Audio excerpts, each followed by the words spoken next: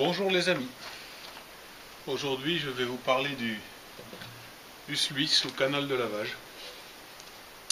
Je vais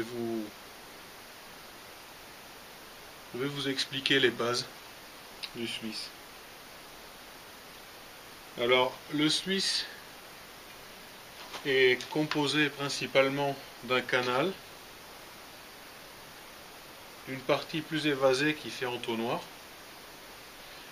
d'une partie à l'avant qui est faite de moquettes striées, une partie de tasseaux qu'on appelle des rifles. Il y a aussi du métal déployé et en dessous il y a une moquette. Ça c'est la configuration classique, c'est un petit Suisse que j'ai fabriqué pour m'amuser et ça me permet d'expliquer aux gens. Bon, si vous voulez vous construire donc un Suisse, l'idéal c'est de vous trouver quelque chose en forme de rigole et d'y mettre les éléments précédemment cités. Donc, un Suisse, comment ça fonctionne? Le Suisse est donc un canal dans lequel l'eau arrive.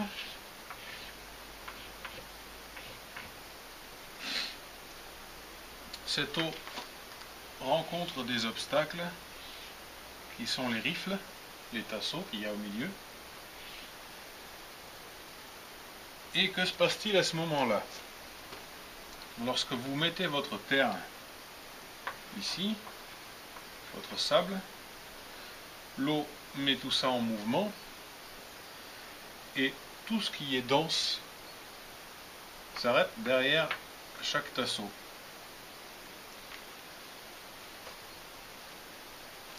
Ces fameux tasseaux sont souvent comme ça, juste une languette dans le sens du courant qui va comme ça. Donc l'eau passe, il y a un ralentissement derrière chaque rifle, ce qui fait que les molécules d'or en suspension, étant plus lourdes, chutent derrière chaque rifle et finissent par s'accumuler là.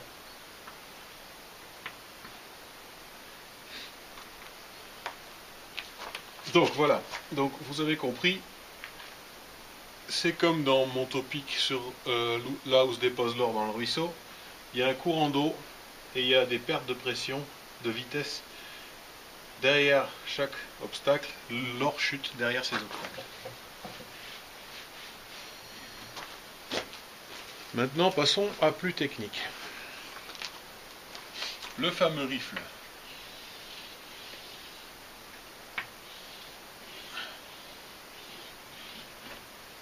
Et son courant. Le sens de l'eau.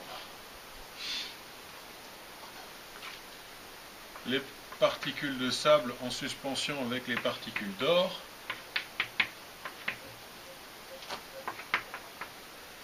Que se passe-t-il? L'eau passe, rencontre l'obstacle, l'or circule le long de la rifle et rencontre ici une zone de basse pression.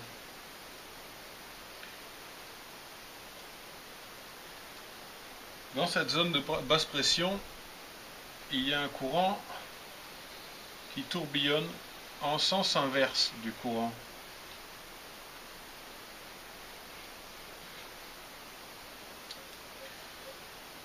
Ce tourbillon fait chuter l'or qui est ramené par ce courant au pied de la rifle.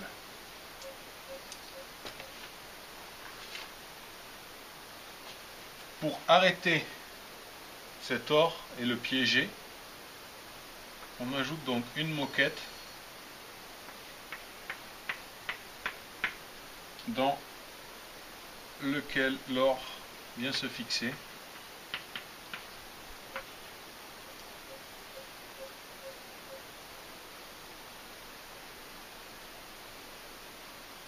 Et donc on a plus de risque que l'or soit remué, ou bien sûr il faut nuancer les choses. Il y a toujours un risque de nettoyer l'or par un courant trop fort, mais la moquette permet de piéger, de stopper ce courant et de fixer l'or au fond. Il y a une autre type de sluice qui n'est pas du tout constitué de moquette ou quoi que ce soit, c'est juste un bac en plastique avec des tasseaux, des rifles. Les rifles sont un peu dans ce style. Même principe, l'eau passe avec les sables et l'or. Derrière chaque rifle se crée un tourbillon avec une baisse de pression. L'or finit par s'accumuler au pied de chaque rifle.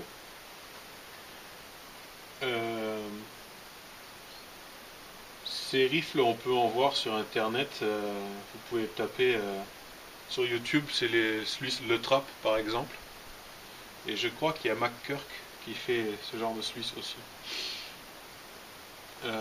L'avantage de ces sluices, c'est qu'on n'a pas besoin de retirer le tapis pour pouvoir le nettoyer. On le baigne dans le seau, on le lave et puis on recommence le travail. Le désavantage du tapis, c'est qu'il faut sortir le tapis du sluice pour le laver dans son seau et ça prend 5 minutes, mais là ça prend quelques secondes. Sur les dimensions du sluice,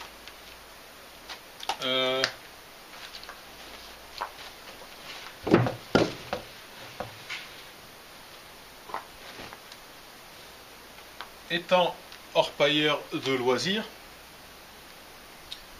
on doit respecter certaines choses.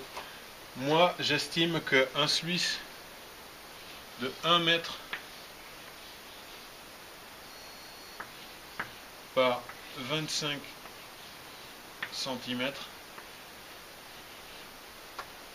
c'est le maximum qu'on devrait avoir, parce qu'au-delà, bon, on peut pousser jusqu'à 30 cm de large.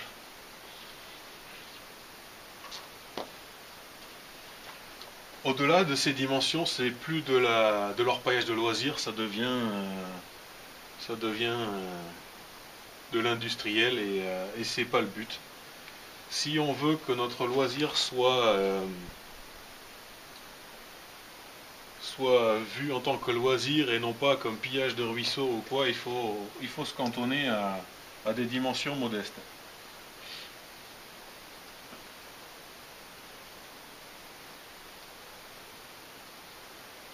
Donc, si on veut faire un sluice, il faut donc faire un canal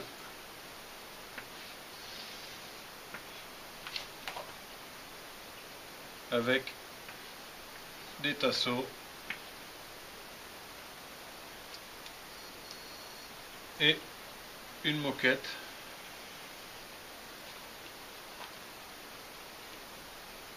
et c'est déjà pas mal. Sur cette moquette, il faut venir rajouter ce que j'ai là, ça s'appelle du métal déployé. Ce métal déployé permet de continuer à agiter l'or derrière chaque rifle pour que les sables lourds ne s'accumulent pas au moins dans le tapis. Et en s'accumulant, on a le risque de voir l'or être lavé sans pouvoir être piégé dans le tapis. Le métal déployé, ce n'est rien d'autre qu'une série de rifles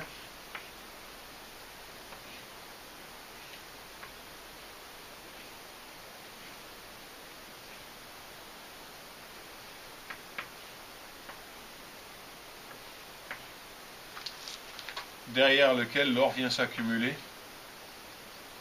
et derrière lequel, tous les centimètres par exemple, il y a ce petit tourbillon dont on a parlé précédemment, qui continue d'agiter le mélange d'or et de sable lourd, les permettant ainsi de rester en mouvement, d'être liquéfiés, et permettant alors de descendre au fond du tapis et de venir se poser sur le fond.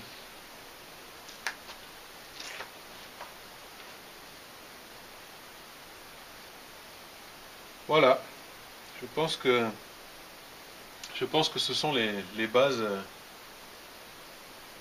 à respecter. Sur internet, il y a quand même pas mal d'informations si on cherche bien. Vous pouvez aussi poser des questions sur les groupes Facebook, les orpailleurs et puis l'orpaillage tout simplement. Je pense que les membres se feront une joie de vous guider. À la prochaine!